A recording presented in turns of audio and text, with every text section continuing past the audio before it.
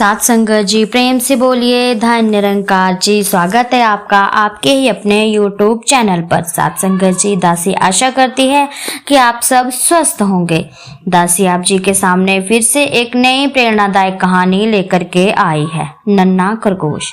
तो आज चलते हैं इस कहानी की ओर। नन्हा खरगोश बहुत छोटा था, परंतु उसकी इच्छा थी कि वह अपने माता पिता की तरह सारे जंगल में घूम फिर कर आए। दरअसल नन्हा अभी बच्चा था, इसीलिए उसके पिता पीरू और माँ नीरू उसे घर से बाहर निकलने के लिए मना करते थे। वह कभी कभी जिद भी कर लेता था, किंतु पीरू उसे डांट मारकर चुप करा देता, तो कभी माँ नीरू उसे प्यार से समझाती, बेटा तुम अभी बहुत छोटे हो, जंगल में बड़े भयानक जानवर हैं, यदि तुम बाहर गए तो वे तुम्हें खा जाएंगे। क्या माँ आप बड़ी डरपोक हो, कभी जानवर किसी दूसरे जानवर को खाता है? तुम तो घास फूस खाती हो, तुमने कभी कोई जानवर खाया है क्या? नन्हा बोला। नन्हे तुम बहुत ज्यादा बोल रहे हो, सब जानवर एक जैसे नहीं होते, जंगल में कुछ शाकाहारी हैं और कुछ मांसाहारी हैं, हम लोग शाकाहारी प्राणी हैं बेटा, नीरू ने फिर समझाते हुए कहा। एक दिन पीरू और नीरू जंगल में घास खाने के लिए निकल गए। नन्हा घर में अकेला रह गया। उसका अकेले में मन नहीं लग रहा था। उसने सोचा क्यों ना घर से बाहर निकलकर घूम फिर आऊं, मम्मी पापा के आने से पहले वापस लौट आऊंगा। नन्हा तुरंत घर से बाहर निकल गया। चारों तरफ हरे भरे पेड़ देखकर वह बहुत खुश हुआ। ठंडी ठंडी हवा ने तो उसे और ज्यादा मस्त कर दिया था। वह उछल कूद करता करता नदी के किनारे पहुंच गया। वहां उसे हरी हरी मुलायम मुलायम दूब नजर आई। वह झट उसको खाने लग गया। अचानक वहां एक सियार पानी पीने के लिए आ गया। सियार की नजर जैसे ही नन्हे खरगोश पर पड़ी तो उसके मुंह में पानी आ गया। वह मन ही मन सोचने लगा कि वाह, आज भगवान ने कितना प्यारा और स्वादिष्ट भोजन दिया है। खरगोश का शिकार करे बरसों बीत गए, आज तो मजा आ गया।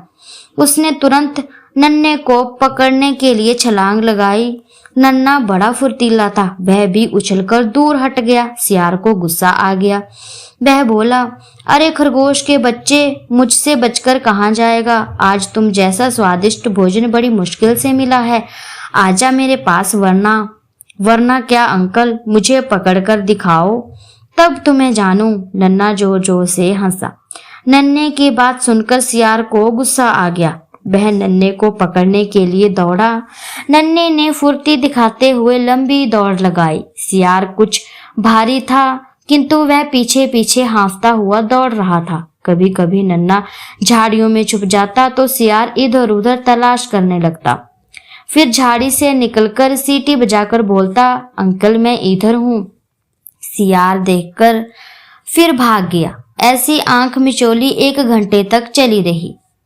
सियार की सांस फूल गई। वह एक पेड़ के नीचे राहत की सांस ले रहा था कि एक चीते ने सियार पर हमला कर दिया। यह दृश्य झाड़ी में छुपा नन्हा देख रहा था। उसके रोंगटे खड़े हो गए। उस चीते ने सियार को वहीं मार डाला। नन्हा पसीने पसीने हो गया। वह सोचने लगा कि यदि मैं पकड़ा जाता तो ये सियार मेरा भी यही काल करता। मम्मी पापा ठीक कहते हैं कि जानवर का दुश्मन होता है। वह मन में कहने लगा, काश सब जंगल के प्राणी मिलजुल कर रहते तो कितना अच्छा होता। वह थोड़ी देर बाद रास्ता साफ होते ही अपने घर की तरफ दौड़ा। उधर उसके माता पिता नन्हे को घर पर ना पाकर दुखी थे। जैसे ही नन्हा हाँफता हुआ घर में घुसा तो पीरू और नीरू को राहत मिली। पीरू से पूछा, कहाँ गया था रे नन्हे? देख तेरी माँ का और मेरा क्या हाल हो गया है तुम्हारी चिंता में। पिताजी मुझे माफ कर दो, मैं आपके मना करने पर भी घर से बाहर निकल गया। सचमुच तुम ठीक कहते थे कि जंगल में खतरनाक जानवर हैं जो एक दूसरे को खा जाते हैं। तेरे साथ तो कुछ, नीरू ने आंखों में पानी भरते हुए कहा।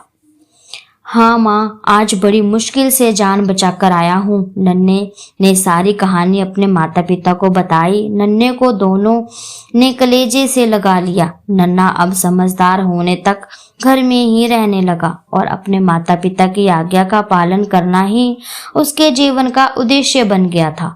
वह जंगल की पहली यात्रा को याद करके कांप जाता था। साथ संगत जी, जैसे उस नन्हे खरगोश को अपनी आंखों देखी घटना पर विश्वास हुआ और अपने माता पिता की बातों पर विश्वास हुआ, तो साथ संगत जी इससे यही सिद्ध होता है कि हमारे बड़े कुछ गलत नहीं कहते। यदि वे हमें समझाते हैं तो हमारे भले के लिए ही समझाते हैं, क्योंकि साथ संगत हमारे माँ बाप बच्चों का कभी बुरा नहीं चाहते। इसीलिए जो भी वे कहते हैं वे हमारे भले के लिए ही कहते हैं। लेकिन साथ संगत हम बच्चों को उनकी बातें बुरी लगती है, लेकिन साथ संगत हमें ऐसा नहीं करना है।